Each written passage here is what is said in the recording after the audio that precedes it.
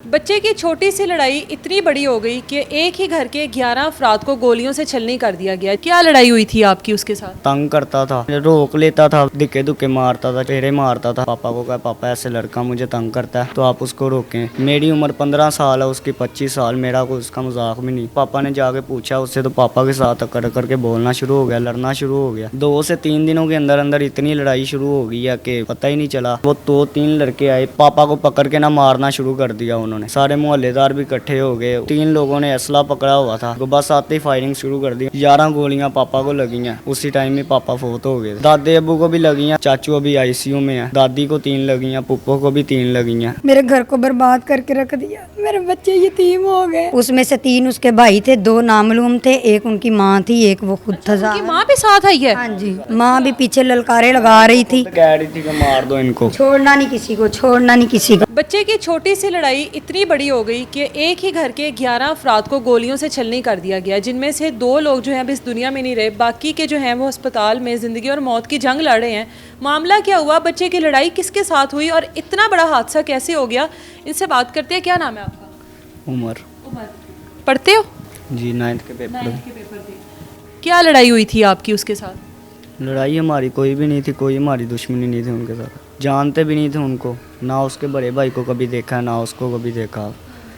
वह जैसे ही इधर से आता था गली के मोड़ पे, बाइट पानों वाली दुकान के ऊपर बैठा होता था, तंग करता था। तो किसी को नहीं बताया मैंने। क्या तंग करता था?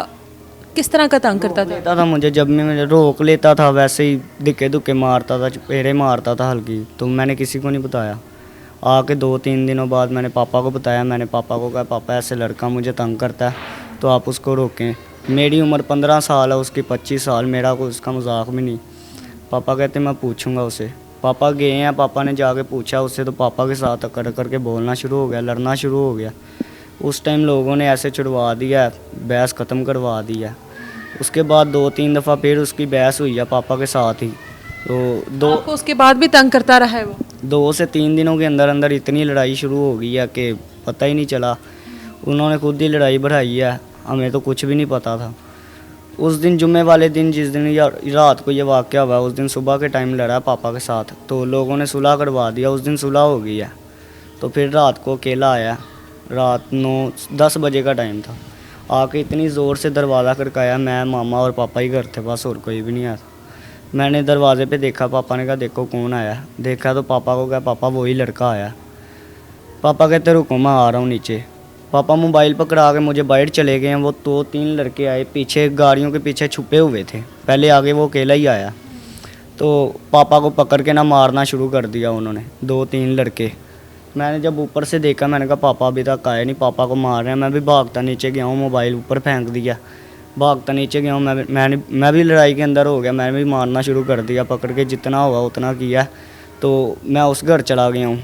उस घर मैंने कहा जल्दी से चाचू लोगों को बुला के लाता हूँ, सबको बुला के लाता हूँ। जितनी देर में उधर से सब लोग आए हैं तो वो चला गया था लड़का। सारे मोहल्लेदार भी इकट्ठे हो गए, उधर से चाचू लोग भी आए हैं, सारे इकट्ठे हो गए हैं। इधर अभी गली के अंदर ही सारे इकट्ठे खड़े हुए थे। तो उधर से वो दोबारा आ गए हैं वापस। वो गया है अपने भाई को ले आया, 2-3 उसके भाई आए हैं, 7 और लड़के आए हैं।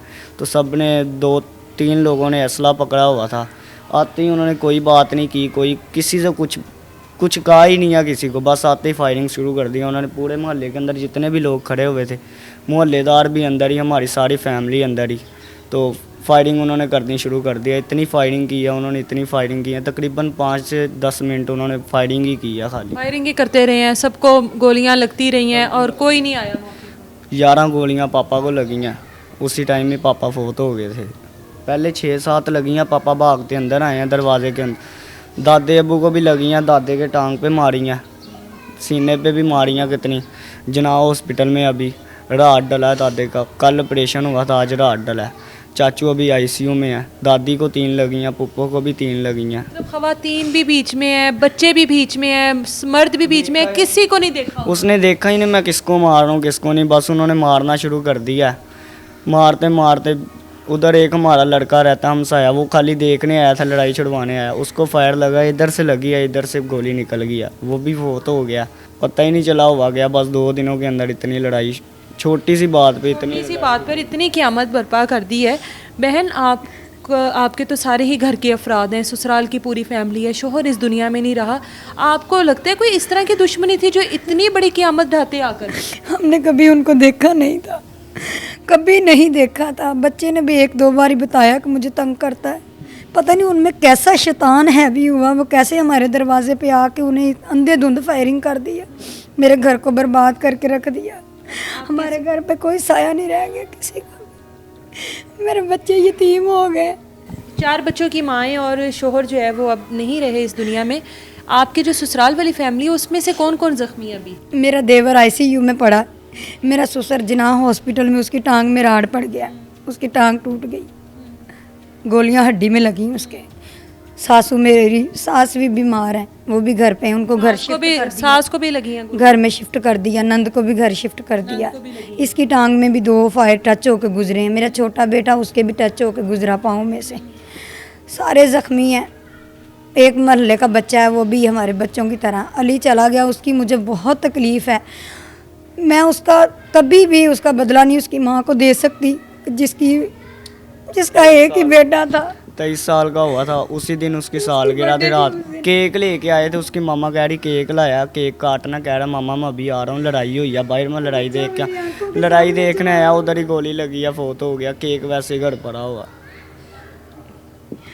बच्चा इतना था जब से मेरे सामने था, मैं उसका सोचती मेरा दिल फटता है, इतनी तकलीफ़ होती है कि तुम अली ना आते तो इस जंग को देखने ना आता, तुम्हारी माँ को दोबारा कहाँ से बेटा दूंगी मैं कैसे पूरा करूंगी। मेरी हुकूमत से यही अपील है, मरियम नवाज़ साहबा और मियाँ शहबाज शरीफ साहब आएँ और मेरे बच्चों को तहफ़्फ़ुज़ दें, मुझे सिक्योरिटी दें। इसको धमकी लगाई है कि अभी ये बच गया, मुझे दूर से कहीं से खबर मिली है, उन्होंने कहा कि उमर तो अभी बच गया, तो मैं चाहती मुझे सिक्योरिटी दीजिएगा, अगर वो मिल जाएं तो उनका इनकाउंटर किया जाए। अभी तक उनमें से कोई भी गिरफ्तार नहीं हुआ? उसकी माँ और उसकी एक भाभी और उसके 2 घर से और ख़वातीन को? हाँ जी, 6 अफराद थे जो आए थे मौके पे, उसमें से 3 उसके भाई थे, 2 नामालूम थे, एक उनकी माँ थी, एक वो खुद था। उनकी माँ भी साथ आई है? हाँ जी, माँ भी पीछे ललकारे लगा रही थी, कह रही थी कि मार दो इनको, छोड़ना नहीं किसी को, छोड़ना नहीं किसी को। माँ ने भी के साथ आए थे, वो इतनी देर भी नहीं हुई, हमारे साथ क्या अपने घर नहीं वो गया, इधर से जब लड़के अकेला गया अपने घर नहीं गया, वो पहले ही बाहर खड़े हुए थे गली के मोड़ पे ना, उन्होंने कहा था तुम जाओ तुम्हारे साथ लड़ेंगे, तुम फिर मुझे बुलाना, फिर हम आएंगे। पहले ही गली के मोड़ पे सारे खड़े हुए थे, असला लेके, और सारे खड़े हुए थे, फिर उन्होंने मारा। अंधेधुंध फायरिंग की, पता नहीं एक पिस्टल थी, 2 थी, 3 थी, हमें तो देखने का मौका ही नहीं मिला कि क्या बना हमारे साथ, कैसी अंधेरी आई है जो सब कुछ बहा के लेगी हमारा। उनका पहले भी पता चला, उसका जो बड़ा भाई है जिसने फायरिंग की है, 302 कर 12 साल अंदर रह के आया, और इधर और हमारे मोहल्ले में लड़ाई हुई थी उनके साथ, उनको भी कैंचियाँ मारी थी उन्होंने, नशेई आदमी था। रेपो बहुत ख़राब थी इधर, रेपो बहुत ख़राब थी उनकी। अभी तक पुलिस जो है मेन मुलजिमान तक नहीं पहुंच सकी अभी तक नहीं। छोटी बात पे हर किसी के साथ लड़ पड़ते थे, इतनी बड़ी बात भी नहीं थी, बस छोटी सी बात थी, खुद ही लड़ाई बढ़ाई है उन्होंने, खुद ही बस सारा कुछ किया, हमें तो पता भी नहीं चला। उम्मीद करते हैं फैमिली को इंसाफ दिया जाएगा, अपील कर रहे हैं कि हम लोगों को इंसाफ दिया जाए। एक ही घर के जो 11 अफराद हैं, जिनमें बच्चे हैं, ख़वातीन हैं, मर्द हैं, इनके अपने घर का जो कमाने वाला था, वाहिद घर का जो कफ़ील था, 4 बच्चों का बाप, वो इस दुनिया में नहीं रहा। यकीनी तौर पर इस फैमिली के पास आना चाहिए हुकूमत को भी, और इस वाक़े का नोटिस लेना चाहिए। इजाज़त दें मुझे, अल्लाह हाफ़िज़।